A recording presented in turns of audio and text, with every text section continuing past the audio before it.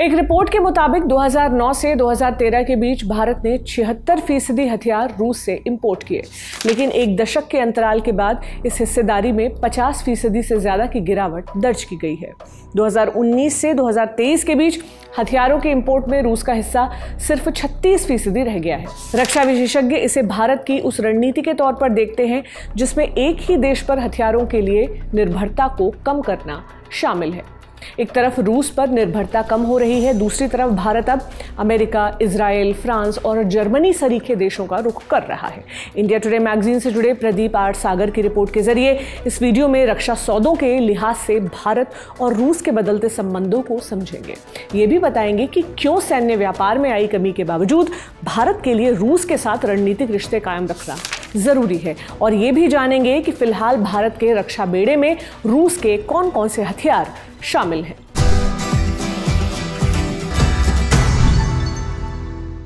नमस्ते, मेरा नाम प्रतीक्षा है और आप देख रहे हैं इंडिया टुडे हिंदी।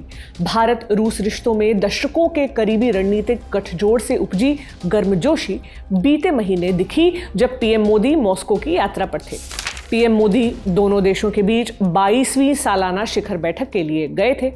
अपने तीसरे कार्यकाल की इस पहली द्विपक्षीय यात्रा में मोदी ने प्रतिनिधिमंडल स्तर की बातचीत में भाग लिया और रूस के राष्ट्रपति व्लादिमीर पुतिन के साथ अकेले बातचीत भी की। यात्रा का मुख्य जोर आर्थिक पहलुओं पर था, खासकर जब भारत की तरफ से रूसी तेल की खरीद की बदौलत दोतरफा व्यापार 2023-24 में करीब 66 अरब डॉलर के अब तक के सबसे ऊंचे स्तर पर पहुंच गया। लिहाजा ऊर्जा, व्यापार, मैन्युफैक्चरिंग, टेक्नोलॉजी और फर्टिलाइजर्स से जुड़े मामलों पर चर्चा हुई। हालांकि इस चर्चा में सैन्य व्यापार पर कोई चर्चा नहीं हुई। यहाँ इस बात को ध्यान में रखना जरूरी है कि हाल के बरसों में भारत रूसी हथियारों पर निर्भरता कम करता रहा है और अपनी बढ़ती जरूरतों को पूरा करने के लिए ज्यादा से ज्यादा अमेरिका और फ्रांस सरीखे पश्चिमी देशों के साथ ही अपने घरेलू हथियार उद्योग की ओर रुख कर रहा है। वीडियो की शुरुआत में हमने एक रिपोर्ट का जिक्र किया जो कि Stockholm International Peace Research Institute यानी सिप्री SIPRI की है, जो बताती है कि भारत के हथियार आयात में रूस का हिस्सा 2009 से 13 के बीच 76% से घटकर 2019 से 23 में 36% पर आ गया है। हालांकि अगले दशक में भारत करीब 100 अरब डॉलर की रक्षा सामग्री खरीदने वाला है, लेकिन वो रूस को कोई नया और बड़ा ऑर्डर देने पर विचार नहीं कर रहा है। इंडिया रशिया जो है they are old all weather friends, they are old ally.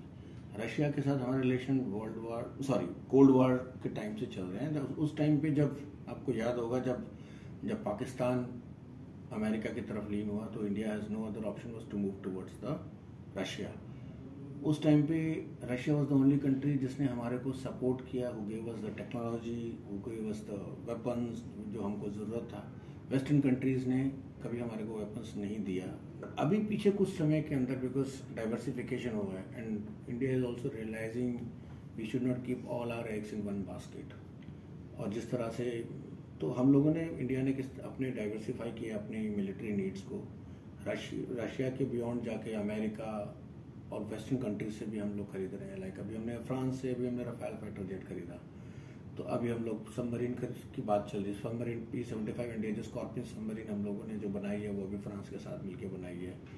और अभी हम अगली सबमरीन जो 6 सबमरीन बनने वाली है उसमें भी जर्मनी और स्पेनिश कंपनी है उनके साथ एक आपस में अभी उनका it is not been finalised but they are in the race. तो हम लोग अपनी जो डाइवर्सिफिकेशन कर रहे हैं, प्लस दूसरा कारण ये है कि हम लोग अपना आत्मनिर्भर भी होते जा रहे हैं। We are getting into Indianization also, not only dependent on one country per se.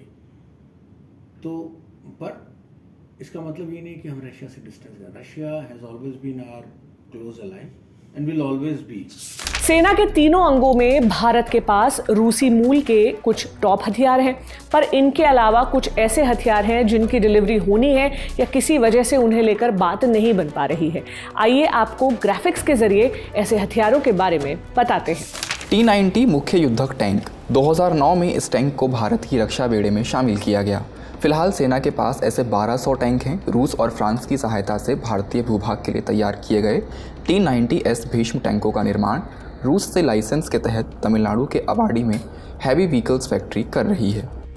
BM-21 और BM-30 2006 में इसे भारतीय सेना में शामिल किया गया। फिलहाल BM-21 की संख्या 150 है और BM-30 की संख्या है 42। सतह से सतह पर मार करने वाले ये मल्टीपल रॉकेट लॉन्च सिस्टम सेना की आर्टिलरी रेजिमेंट को कवच और सैनिकों के बड़े पैमाने पर जमावड़े को निशाना बनाने की शक्ति देते हैं। MiG-29 फाइटर जेट 1987 से ये भारतीय सेना के साथ है। फिलहाल सेना के पास 60 MiG-29 फाइटर जेट हैं। भारतीय वायुसेना लंबी दूरी की मिसाइलों के साथ अपने MiG-29 जेट का आधुनिकीकरण कर रही है और हिंदुस्तान एरोनॉटिक्स लिमिटेड ने मार्च में अपने MiG-29 के लिए महत्वपूर्ण स्वदेशीकरण के साथ RD-33 एरो इंजन बनाने के लिए एक कॉन्ट्रैक्ट साइन किया है। Su-30 MKI 2002 से सेना इसका इस्तेमाल कर रही है। सेना के पास अभी 260 ऐसे जेट हैं। ये भारतीय वायुसेना का फ्रंट लाइन फाइटर जेट है। HAL इन्हें लाइसेंस के तहत बना रहा है। Sindhu Ghosh class attack submarine 1989 से भारतीय सेना के पास है। ऐसे 7 सबमरीन सेना के बेड़े में हैं। इन्हें 2014 से भारतीय भागीदारी के साथ अपग्रेड और रिफिट किया गया है। INS विक्रमादित्य 2013 से ये भारत के पास है। रूस से हासिल किया गया कीव क्लास एयरक्राफ्ट कैरियर को रिफिट किया गया है। अपने ही देश में तैयार INS विक्रांत के साथ ही INS विक्रमादित्य भारतीय नौसेना की 2 वाहक युद्ध समूहों को संचालित करने की योजना के लिए महत्वपूर्ण है। S-400 Triumph air defence missile system 2021 से 23 के बीच इसे सेना में शामिल किया गया। अभी सेना के पास ऐसे 3 एक्टिव स्क्वाड्रन हैं। भारत को अब तक 3 स्क्वाड्रन मिले हैं। सभी 5 को 2024 की शुरुआत तक डिलीवर किया जाना था, लेकिन इसमें देरी हुई। बाकी 2026 के अंत तक आने की उम्मीद है।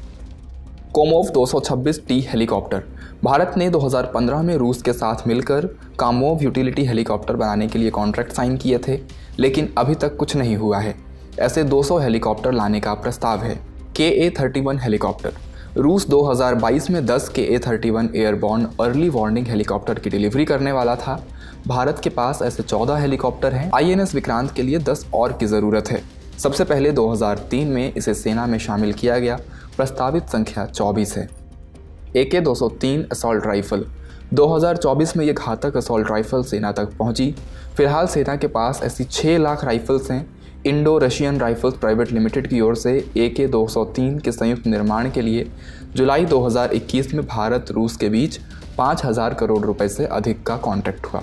न्यूक्लियर सबमरीन भारत ने 2019 में मॉस्को के साथ एक अकुला क्लास परमाणु ऊर्जा से चलने वाली हमलावर पनडुब्बी ब्रेटस्क, जिसे चक्र 3 नाम दिया जाएगा, के लिए 25,119 करोड़ रुपए को पट्टे पर लेने का करार किया था, लेकिन इस पर कोई प्रगति नहीं हुई है। भारत के अमेरिका, इजराइल, फ्रांस और जर्मनी सरीखे देशों का रुख करने के पीछे मकसद ही एक देश पर निर्भरता कम करना और अपने हथियारों के जखीरे की गुणवत्ता बढ़ाना है। रूसी उपकरणों की खामियों और यूक्रेन युद्ध में उनके कमतर प्रदर्शन से उपजी चिंताओं के चलते अत्याधुनिक टेक्नोलॉजी की भारत की मांग पश्चिमी देश बेहतर पूरी कर सकते हैं। आज भारतीय सेना के पास अमेरिकी और फ्रेंच इंजनों के साथ लड़ाकू विमान, जर्मन और स्पेनिश टेक्नोलॉजी से पनडुब्बी बनाने और अपने विमान वाहकों के लिए फ्रांस से जेट खरीदने की उन्नत योजनाएं हैं। रूसी मूल के AN-32 और IL-76 सरीखे परिवहन विमानों को बदलने के लिए यूरोपीय और अमेरिकी विमानों पर भी विचार हो रहा है। यही नहीं, रूस निर्मित Mi-35 अटैक हेलीकॉप्टर के बेड़े को बोइंग अपाचे की नियमित आपूर्ति से बदला जा रहा है। अमेरिका, फ्रांस और इजराइल वगैरह की तरफ से आक्रामक प्रतिस्पर्धा ने भारत के लिए नए रास्ते खोल दिए हैं। यह भारत की रणनीतिक स्वायत्तता की बेतहाशा खोज के अनुरूप भी है। एक्सपर्ट्स का कहना है कि टेक्नोलॉजी ट्रांसफर के मामले में रूस पश्चिमी देशों के मुकाबले ज्यादा उदार और ज्यादा तत्पर रहा है। भले ही उन्हें यूक्रेन युद्ध और अंतर्राष्ट्रीय प्रतिबंधों की वजह से कुछ वक्त थोड़ा दबकर रहना पड़ा हो। अमेरिका, फ्रांस और इजराइल वगैरह की तरफ से आक्रामक प्रतिस्पर्धा ने भारत के लिए नए रास्ते खोल दिए हैं। यह भारत की रणनीतिक स्वायत्तता की बेतहाशा खोज के अनुरूप भी है। भारत का लक्ष्य रणनीतिक स्वायत्तता हासिल करना है। इसमें पश्चिमी देशों के साथ साझेदारियां बनाना और घरेलू क्षमताएं बढ़ाना शामिल है, मगर ये उसे रूस के साथ रणनीतिक संतुलन कायम रखते हुए करना होगा, क्योंकि सैन्य व्यापार में हालिया गिरावट के बावजूद मॉस्को अहम रक्षा साझेदार है। अलबत्ता रक्षा खरीद में विविधता और आत्मनिर्भरता के जारी रहने की उम्मीद के बीच पुराने प्लेटफॉर्म को बदलने के साथ भारत के रक्षा आयात में रूस की हिस्सेदारी समय के साथ और कम हो सकती है। इस वीडियो पर आपकी क्या राय है? रूस और भारत के संबंधों पर आपकी क्या राय है? हमें कमेंट बॉक्स में जरूर बताएं। किसी भी क्षेत्र से जुड़ी डिटेल रिपोर्ट देखने के लिए इंडिया टुडे हिंदी को सब्सक्राइब जरूर कर लें। शुक्रिया।